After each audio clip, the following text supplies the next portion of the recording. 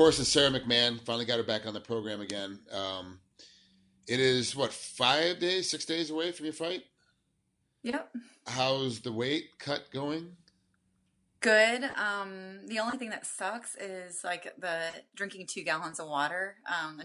That day is today, and Oh, I mean, it just kind of starts out the weight cut and the water cut, and I swear I would rather dehydrate and starve and sauna. Drinking 2 gallons of water is like it's ridiculously hard. Like I hate it. it's funny. I actually was talking to somebody, actually, Yancy Madero. I was talking to him about 4 months ago, and he's like, yeah, you cut weight, whatever, two gallons of water. I'm like, that's easy. Like, I drink a gallon, almost a gallon and a half every day, no problem. It's not that big of a deal. That extra half a gallon, I was Yeah. like Oh struggling to yeah. stay awake to finish drinking it. I know. And then like you say drink 2 gallons of coffee and I'm like, done. Like no No problem. problem. Yeah. But I'm like looking at the water and I'm like, I know deep in my heart I'm gonna be begging for you in 5 days. I will want Yeah. nothing but water. But today I'm like, get away from me. I know Like, it's crazy how much and what we have to do to keep your body together. But more important, I want to ask, everyone knows you're a great fighter. Eventually, we'll talk about that. But I want to talk about your daughter. You've got to get stuff together because she doesn't come with you. You're going to Vegas. You're going all the way across the country. She's without you for 5 days. It's got to be that time where you're starting to pack and get stuff together for her. yeah. And like I don't mind because I leave her with people that I really, really trust and don't think about it. But like I'm so used to having her with me like all the time. So like it's different, like I just now it's a little bit of worry of just making sure that okay, did I let the school know that she's going to be picked up differently? Did I, like it's crossing all my T's and dotting all my Yeah, I's, and you're doing this while your brain just is not focused on that kind of stuff. Like it's almost impossible to not think about my weight cut and my fight and like I've just got done with like a super hard training camp. So like I'm yeah, fried, like this is the taper week, but I still have things I have to take care of before I go. So, I mean, I wouldn't trade it for the world. I love having my daughter and I love, everything about that, but it's just different whenever you're a parent, yeah. it's a little different. It's rough, and you're a super mom. You do balance everything pretty well on the outside looking in. I mean, obviously, I'm not in your home every day, seeing the temper tantrums, seeing things fall apart, forgetting, oh crap, I didn't go to the grocery store today, and I forgot to get Yeah. whatever breakfast. Like that stuff happens because you are a working mom. No matter, Yeah. yes, you have a different schedule, but yes, you are a working mom. How do you see your daughter, compared with other children that don't have parents that are fighters or parents that are athletes in general? One of the things I struggle with is like, she just recently discovered, she's like, we were at a Target and someone came up and asked me for an interview and she just looked at me and she kind of shoved me, and she's like, why didn't you tell me you were famous? Like, and I'm like, Oh, okay. because I try to like kind of normalize it, I try to make it to where, that's just, oh, this is just my job. And yeah, you saw me on TV and things like that. Like I made it to where it didn't seem like a big deal, but Mm, now she's starting to pick up on it. And that's my biggest worry, because otherwise the day to day, it's like any other person, like I train in the morning whenever she's gone, she's at school. Just take care of things. If I even do get a nap, it's before I even pick her up from school.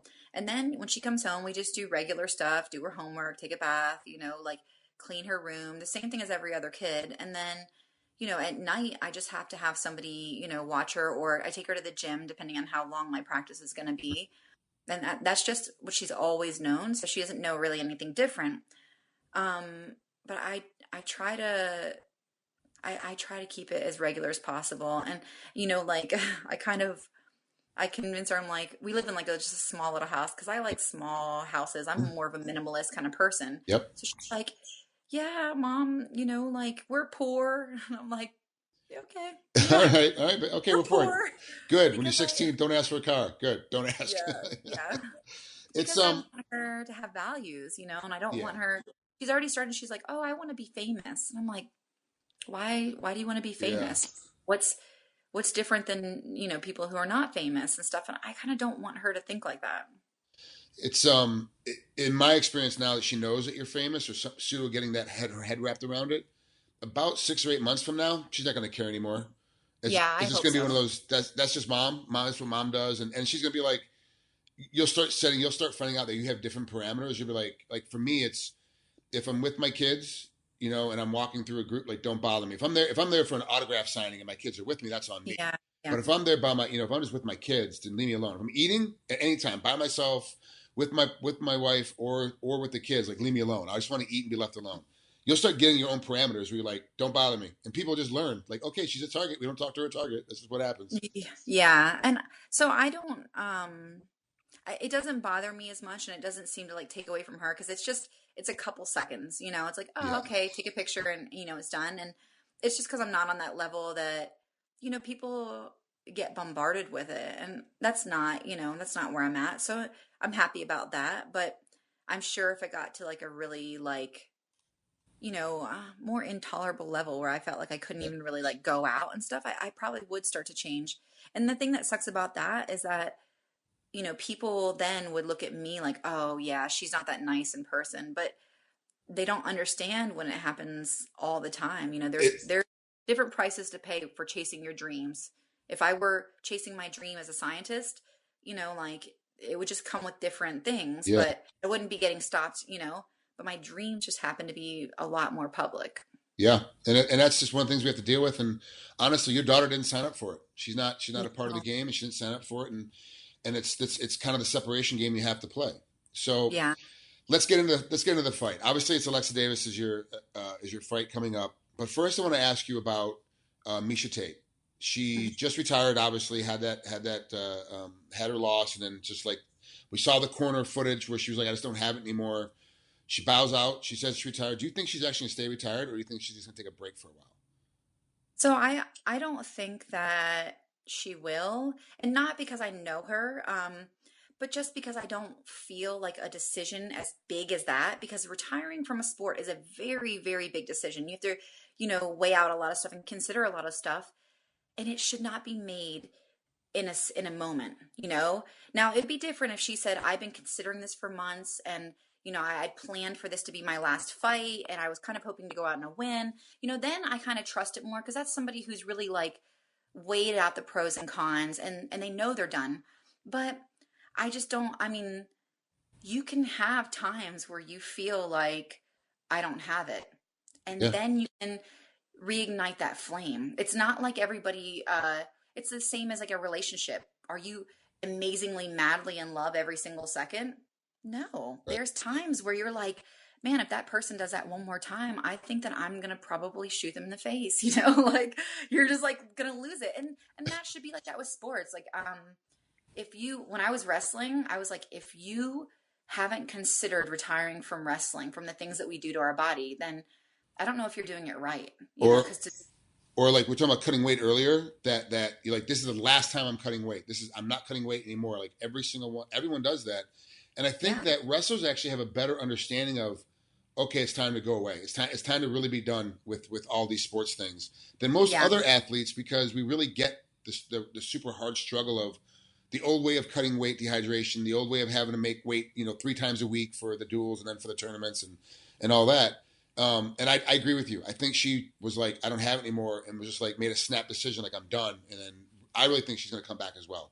But we have to yeah. wait and I see. really think, I think for her, just as a human, I think she should. Like, I think that if she does want to retire, she should end it the way that she would choose to end it, and because, like when, Dan Henderson recently retired, and win or lose, he ended it on his terms, Yeah. like he went out there, it was a title fight, he gave everything that he had, and you don't walk away upset with that kind of performance, but to walk away, like, I mean, to walk away with a bad taste in your mouth, to walk away underperforming, and like that's really, really difficult to do.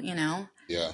I don't think that anybody should. I think that they should say, like give it a lot of time. I mean, even say, okay, I'm going to take a year off, and then, you know, and then see where you're at, because I mean, you can't make decisions like that just on feelings, especially not a feeling in a moment where you just lost. That is my most like, I've at world championships, I've walked off the mat after a loss and I was out of the tournament.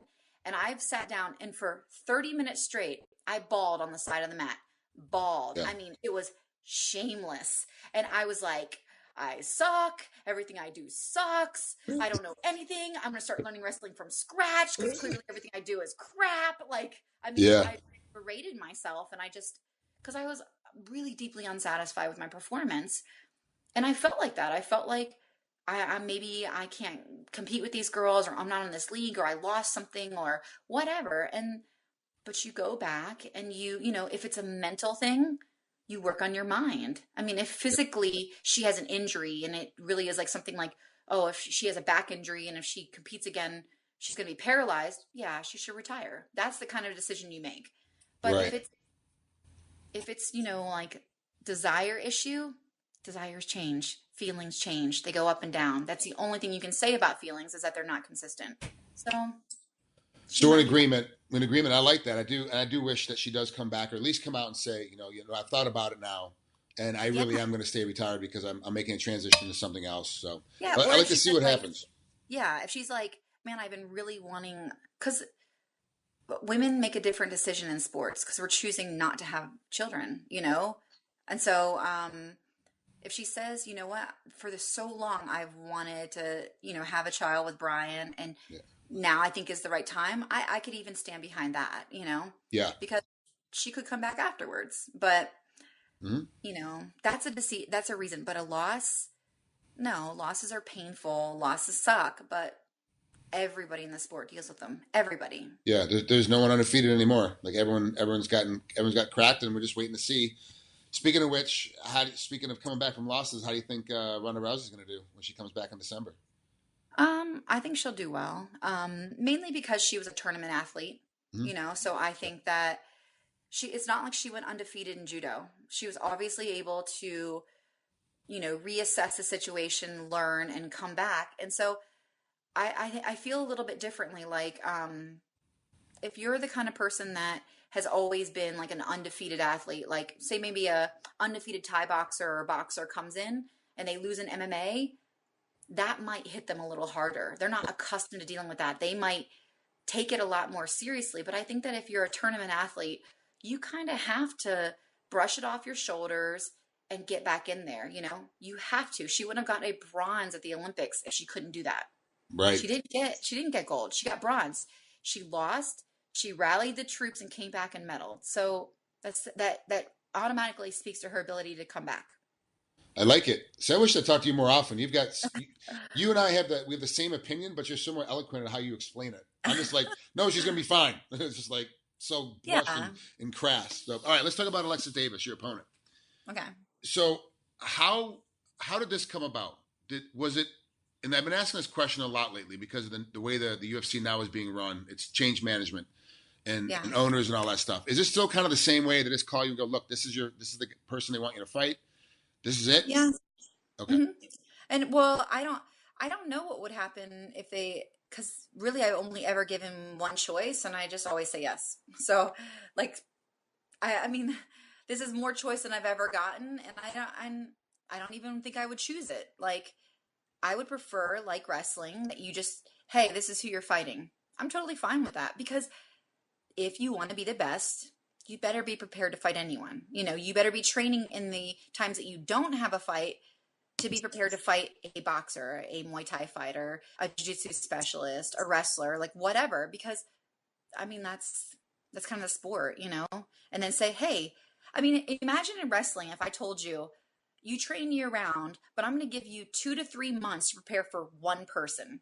I mean, like, that would be amazing. You know, like I've Yeah. never even gotten that before. So this feels like, oh, that's great. You know, I don't have to prepare for anybody. Like, I know the better girls from every country, but what so happened if that number one girl got hurt and the number two girl, who has a completely different style, is the one that I match up with, and she only loses to that girl by an overtime decision? You know, Oh, she's going okay. to Yeah. be equally as good, but in a completely different way. You know, like, so you have to really be prepared to just fight. You know, like, doesn't matter who it is. Like I say, sometimes you have to jump off bridges and or buildings and build your wings on the way down. Like, you just Yeah. take the fight and then get your ass ready. There is her. If I remember correctly, she hasn't fought in over a year, right? Am I Yeah, I'm not sure when her last one is, but that's about the right time if you have a child. So, okay? So she's took time off, and then do you think that's gonna? That's you've gone through it yourself before. Is it gonna help her or yeah. hurt her coming back now? I don't know if it would, I don't see in any way that it would help. Okay. It could either be she'll be the same, she'll be able to train and get her body back where she was and be like the same type of athlete, or it can hurt. And everybody's different, like Yeah. my body responded really well. I bounced back fairly well, and so that's what I'm anticipating. Like I'm preparing for a fighter whose body just bounced back pretty well because she's been an athlete for so long. But if it's going to go any direction, it will be it will be slightly worse, and Okay. that's just because less sleep. That's because your body changes sometimes.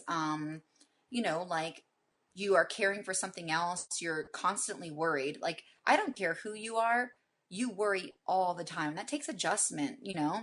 I mean, I'm 7 years deep on this worry, Yeah. like I got it. I'll constantly worry the rest of my life. And you're like, oh, okay, I got it. That's funny. Well, Sarah, I don't want to keep it too long. I know you're trying to get packed and get ready to go. I know you have some more stuff you have to do today for yourself as well, as I'm well getting a as your massage. daughters. Oh, good, good. You're getting some you time at least, but not a real. It's not gonna be like a relaxing, nice, comfortable fall asleep massage, right? It's one of those sports drop an No. elbow on you. Yeah, sports massages. I haven't had like a nice, sweet, relaxing massage since I started sports. They're like digging elbows in knots, and they're like, she does the cupping, like Uh huh. and Yep. so that's like releasing toxins, and sometimes I'm a little sore afterwards, but in 3 days I'll feel like $1 million, so it's worth That, it. yep. That's what you want. Yeah. All right. Have fun with your trip. Good luck getting everything else done and packed before you got to get out of there, and have fun at this fight, man. I can't wait to watch this fight. It will be. I've had a very healthy training camp, and that's one of the biggest things that dictate my performance is, my physical health. And so I'm excited. Good. Good. I can't wait to see it. Take care. Have a great rest of your week. Thank you. You too.